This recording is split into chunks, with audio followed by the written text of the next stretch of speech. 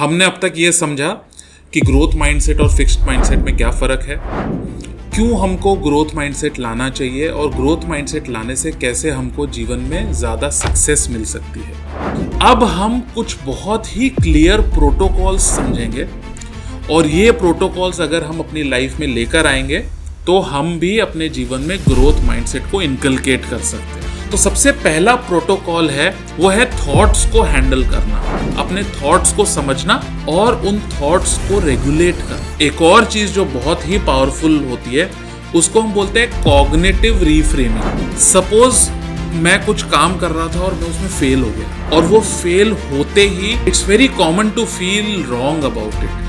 ये बहुत कॉमन है कि उसमें फिर बाद में मैं ये देखने लगता हूँ कि मेरे अंदर क्या क्या कमियां थी।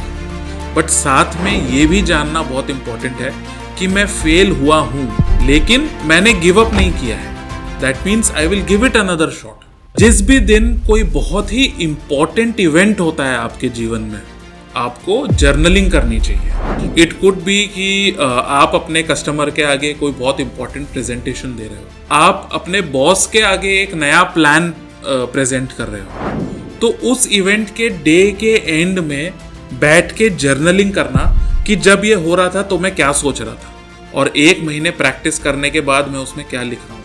आप ये चीज़ नोटिस करेंगे कि कंसिस्टेंटली आपके सेंटेंसेस में आपको ग्रोथ माइंडसेट दिखने लगेगा। अगर हम नई नई चीज़ें सीखते जाते हैं और नए नए एक्सपीरियंसेस को एक्सपोजर करते जाते हैं तो उससे क्या होता है कि हमारी न्यूरोप्लास्टिसिटी बनी रहती है। न्यूरोप्लास्टिसिटी क्या है? हमारा जो दिमाग है वो कैसे नई चीज़ें सीख के और अपने आप में बदलाव लेकर आता है, वो न्यूरोप्लास्टिसिटी है। Hi, my name is Arun Singh Rathore and I welcome you to the third and final episode of this series on mindset. हमने अब तक ये समझा कि ग्रोथ माइंडसेट और फिक्स्ड माइंडसेट में क्या फ़र्क है, क्यों हमको ग्रोथ माइंडसेट लाना चाहिए और ग्रोथ माइंडसेट लाने से कैसे हमको जीवन में ज़्यादा सक्सेस मिल सकती है। अब ग्रोथ माइंडसेट के थोड़े और बेनिफिट्स को हम समझेंगे और उसके बाद में हम बहुत ही क्लियर साइंस बेस्ड प्रोटोकॉल समझेंगे जो यूज़ करके हम अपने जीवन में भी ग्रोथ माइंडसेट ला सकते हैं। तो जो सबसे पहला बेनिफिट होता है ग्रोथ माइंडसेट का, वो होता है डी स्ट्रेसिंग। यहाँ पे हम स्पेसिफिकली डी स्ट्रेस का नाम इसलिए ले रहे हैं बिकॉज हमने ये समझ लिया है स्ट्रेस की सीरीज में कि 2 किस्म के स्ट्रेस होते हैं, you stress and D stress. You stress positive stress है जो हमको और बेटर बनाता है, हमारी परफॉर्मेंस को इम्प्रूव करता है। वेरएज डी स्ट्रेस वो स्ट्रेस है जब हम उतने लेवल पे चले जाते हैं जहाँ पे कि हम काम नहीं कर पाते, जहाँ पे हमारे पास में वो क्षमता नहीं है कि हमारे आगे जो चैलेंज आया है हम उसको पूरा कर सकें। ग्रोथ माइंडसेट वालों को डी स्ट्रेस फील होने के चांस बहुत ही कम होते हैं और वो इसलिए क्योंकि जब उनके पास में वो रिसोर्सेज नहीं होते तो वो ये चीज़ सोचते हैं कि क्या कारण था कि हम फेल हो गए और आगे जाके हम उन रिसोर्सेज को कैसे बनाएं जिससे कि हम इस सिचुएशन को अच्छे से मैनेज कर पाए। नाउ रिमेंबर, ये रिसोर्स कुछ भी हो सकता है। रिसोर्स हो सकता है कोई एक्सटर्नल चीज़ या फिर मे बी मेरी खुद की एबिलिटी, शायद वो स्किल मेरे पास नहीं है जो स्किल चाहिए थी ये काम पूरा करने में। व्हाटएवर बी द केस, जो लोग ग्रोथ माइंडसेट को अप्लाई करते हैं वो लोग हमेशा फेलियर से कुछ ना कुछ सीखते हैं और क्योंकि उनमें फेलियर को लेके कोई डर नहीं होता और वो जानते हैं कि फेलियर एंड नहीं है, इसीलिए वो लोग ना सिचुएशन से थोड़ा कम घबराते हैं और इसीलिए वो लोग स्ट्रेस भी थोड़ा कम फील करते हैं। सेकेंडली, क्योंकि ग्रोथ माइंडसेट ये कहता है कि मैं एक्सपीरियंस से और कोई नई लर्निंग लेके मैं और बेटर हो सकता हूँ, इसीलिए इनमें डिप्रेशन का ऑनसेट भी बहुत कम होता है। So this is a very very critical part of growth mindset. जो एक और चीज़ देखी गई है वो ये है कि ग्रोथ माइंडसेट वाले लोग ज़्यादा मोटिवेटेड होते हैं। वो इसलिए क्योंकि जब आपको अपने आगे ग्रोथ दिखती है तो नेचुरली आप ज़्यादा मोटिवेशन भी अपने लाइफ में फील करते हो बनिस्बत कि जब आपको आगे ग्रोथ ही नहीं दिख रही है और आपको सब कुछ एक क्लियर एक रेड लाइन दिख रही है तो आप नेचुरली बहुत कम मोटिवेटेड रहोगे। सो ये कई सारी स्टडी में प्रूव हो चुका है कि जो लोग ग्रोथ माइंडसेट लाइफ में अप्लाई करते हैं वो लोग ज़्यादा मोटिवेटेड होते हैं वो लोग फिजिकली ज़्यादा एनर्जेटिक फील करते हैं और इन जनरल लाइफ में उनका बहुत ही क्लियर एटीट्यूड होता है।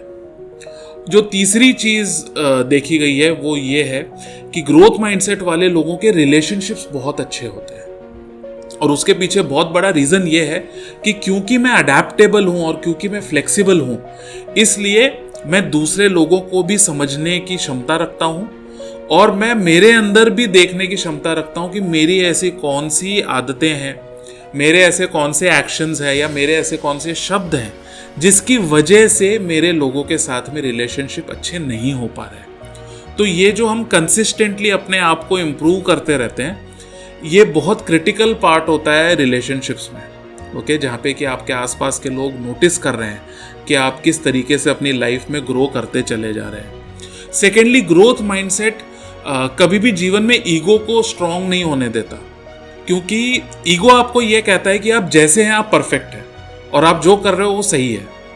बट ग्रोथ माइंडसेट ये कहता है कि हर चीज में और सुधार का स्कोप है। इसीलिए जिसमें ग्रोथ माइंडसेट होता है उनमें ईगो कभी भी ज्यादा स्ट्रांग नहीं होता, और क्योंकि हमारा ईगो ज्यादा स्ट्रांग नहीं है और ज्यादा स्टबर्न नहीं है, इसीलिए हमारे रिलेशनशिप्स भी लोगों के साथ में ज्यादा अच्छे होते हैं। तो ये हमको पता चला कि किस तरीके से ग्रोथ माइंडसेट अपनाने से हम पर्सनल लेवल पे और प्रोफेशनल लेवल पे ज़्यादा ग्रो करते हैं। अब हम कुछ बहुत ही क्लियर प्रोटोकॉल्स समझेंगे और ये प्रोटोकॉल्स अगर हम अपनी लाइफ में लेकर आएंगे तो हम भी अपने जीवन में ग्रोथ माइंडसेट को इनकलकेट कर सकते हैं। तो सबसे पहला प्रोटोकॉल है वो है थॉट्स को हैंडल करना। ओके, अपने थॉट्स को समझना और उन थॉट्स को रेगुलेट करना। अब ये क्यों करना है? बिकॉज थॉट्स जो होते हैं, जो हमारे विचार होते हैं, वो इमोशंस को जागृत करते हैं और जो हमारे इमोशंस होते हैं वो हमारे बिहेवियर को इम्पैक्ट करते हैं। इसीलिए गुस्से में अच्छा बिहेवियर रखना बहुत डिफिकल्ट होता है। ये जो हमारी जर्नी है थॉट्स से इमोशंस तक की और इमोशन से बिहेवियर तक की, इसको हमें रेगुलेट करना बहुत इंपॉर्टेंट है। और ये किस पॉइंट पे रेगुलेट होता है? हमारे थॉट के लेवल पे ही वो रेगुलेट होता है। So it's very critical. हमको थॉट्स को रेगुलेट नहीं करना है, हमको थॉट्स को देखना है, हमको थॉट्स की तरफ अवेयर हो जाना है। And I want you to try it. जैसे ही हम थॉट्स की तरफ अवेयर हो जाते हैं, हमारे थॉट्स अपने आप रेगुलेट होने लगते हैं। बिकॉज विद इन आवरसेल्व्स हमको पता है कि कौन सा थॉट प्रोडक्टिव है और कौन सा थॉट प्रोडक्टिव नहीं है। जैसे ही आप थॉट्स को देखना शुरू कर देते हैं कि ओके, ये सिचुएशन है और इस मोमेंट पे मेरे मन में कौन से थॉट आ रहे हैं, आप सिर्फ इतना करने लगते हैं तो आप नोटिस करेंगे कि आपके थॉट चेंज होना शुरू हो जाएंगे। एक और चीज जो बहुत ही पावरफुल होती है उसको हम बोलते हैं कॉग्निटिव रीफ्रेमिंग। इसका मतलब है, सपोज मैं कुछ काम कर रहा था और मैं उसमें फेल हो गया, और वो फेल होते ही it's very common to feel wrong about it. ये बहुत कॉमन है कि उसमें फिर बाद में मैं ये देखने लगता हूँ कि मेरे अंदर क्या क्या कमियां थी। बट साथ में ये भी जानना बहुत इंपॉर्टेंट है कि मैं फेल हुआ हूं, लेकिन मैंने गिव अप नहीं किया है। That means I will give it another shot. अगर एक सेंटेंस है कि मैं ये नहीं जानता, तो इसको रीफ्रेमिंग कैसे करेंगे? अभी तक मैं ये नहीं जानता। अब ये सुनने में बहुत ही सिंपल लगता है। इनफैक्ट ये इतना ज्यादा सिंपल लगता है कि हम ये सोचें कि शायद ये काम नहीं करता है। But please understand, I don't know is a very big possibility. In fact अभी तक दुनिया में जो भी चीज पॉसिबल हुई है उसका स्टार्ट यही था कि I don't know. But I don't know पे रुक जाना is fixed mindset, and I don't know yet मतलब अभी तक मैं इसको नहीं जानता, इसको हम बोलते हैं ग्रोथ माइंडसेट। इसका मतलब अगर मैं कुछ एफर्ट लगाऊं, अगर मैं कुछ प्रयत्न लगाऊं, अगर मैं कुछ लोगों से मिलूं, या अगर मैं कोई नई बुक पढूं, तो मैं इसको जान सकता हूं। तो ये इसको हम बोलते हैं कॉग्निटिव रीफ्रेमिंग। जो तीसरी चीज बहुत ही इंपॉर्टेंट है उसको हम बोलते हैं जर्नलिंग।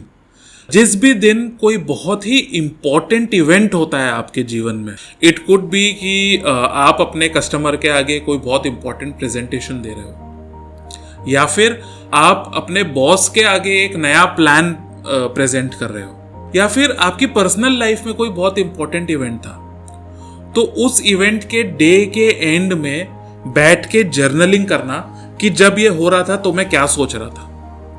आप नोटिस करेंगे over a period of time, जब आप वो जर्नल उठाएंगे और आप देखेंगे कि पिछले महीने मैंने उसमें क्या लिखा था और एक महीने प्रैक्टिस करने के बाद मैं उसमें क्या लिख रहा हूँ, आप ये चीज़ नोटिस करेंगे कि कंसिस्टेंटली आपके सेंटेंसेस में आपको ग्रोथ माइंडसेट दिखने लगेगा।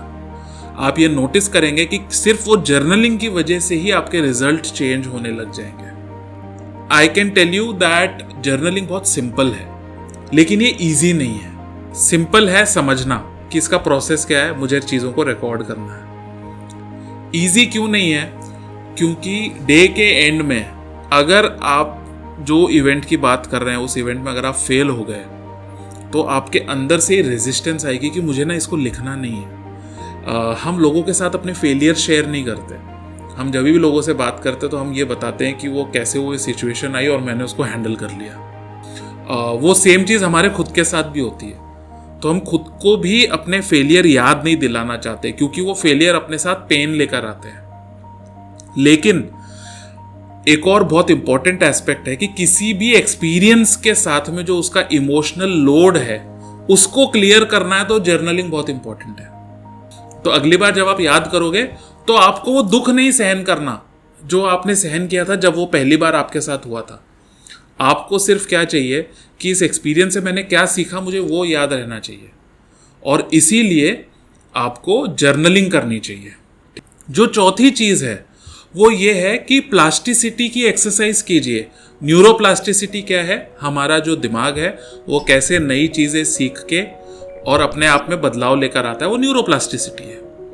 यानी कि अगर हम नई नई चीज़ें सीखते जाते हैं और नए नए एक्सपीरियंसेस को एक्सपोजर करते जाते हैं तो उससे क्या होता है कि हमारी न्यूरोप्लास्टिसिटी बनी रहती है। और वो जो न्यूरोप्लास्टिसिटी है वो क्या करती है, वो बदले में हमें और ज़्यादा खुशी देती रहती है। हमारे जो डोपामिन रिसेप्टर्स है उनको और ज़्यादा सेंसिटिव करती चली जाती है। नाउ आई नो कि पिछले कुछ सीरीज़ में हमने डोपामिन की बार बार बात की है, वो इसलिए because it's a very critical neurotransmitter. In fact इस पे भी हम अलग से एक सीरीज़ शूट करने वाले हैं एंड आई एम श्योर आपको उससे बहुत ज़्यादा क्लियर हो जाएगा why it is so important. But as of now it is just important to understand कि डोपामिन हमारे लिए क्यों इम्पोर्टेंट है। जो पांचवी चीज़ है वो है विजुअलाइजेशन। कोई भी काम जब हम करते हैं तो इट्स वेरी क्रिटिकल कि हम उसको विजुअलाइज करें कि वो कैसा होने वाला है। और ये मैंने मेरे एक्सपीरियंस में जो भी सक्सेसफुल लोग हैं, जितने भी ऐसे हाईली अकम्पलिश्ड लोग हैं जिनसे मैंने जिन 1-on-1 कोचिंग की हुई है या जिनको मैंने ट्रेनिंग दी हुई है, ये सब लोग ये बार बार रिपीट करते हैं कि विजुअलाइजेशन जानते हुए या अनजाने में वो लोग कर रहे हैं और उससे उनको बहुत बेनिफिट होता है। आई स्टिल रिमेंबर एक 5 स्टार होटल के एक शेफ थे जिनके साथ में मेरा 1-on-1 कोचिंग चालू था, और उन्होंने ये चीज़ मेंशन की कि जब वो कोई नई चीज़ बनाने की कोशिश करते हैं ना, तो बनाने से पहले ही वो मन में सोचते हैं कि वो फाइनल डिश दिखेगी कैसी।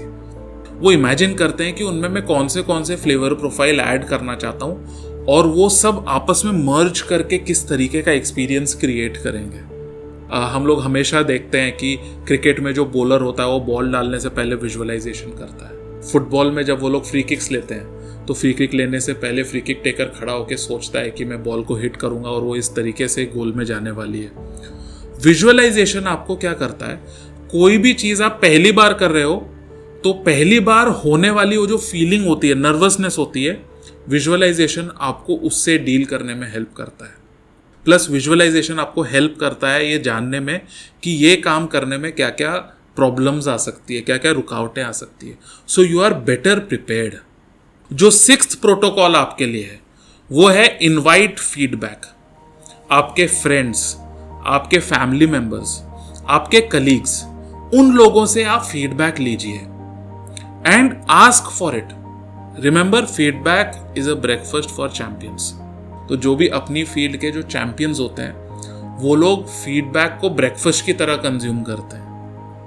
तो आपके जो भी फ्रेंड्स हैं, in fact it is a litmus test अगर आपके कुछ फ्रेंड्स हैं जो सिर्फ आपकी तारीफ करते रहते हैं, then I would not consider them as your friends, because real friend वो है जो आपकी सक्सेस देखना चाहता है, जो आपको बोलेगा कि ये जो तुम चीज करते हो ना, आप इसको बदलिए।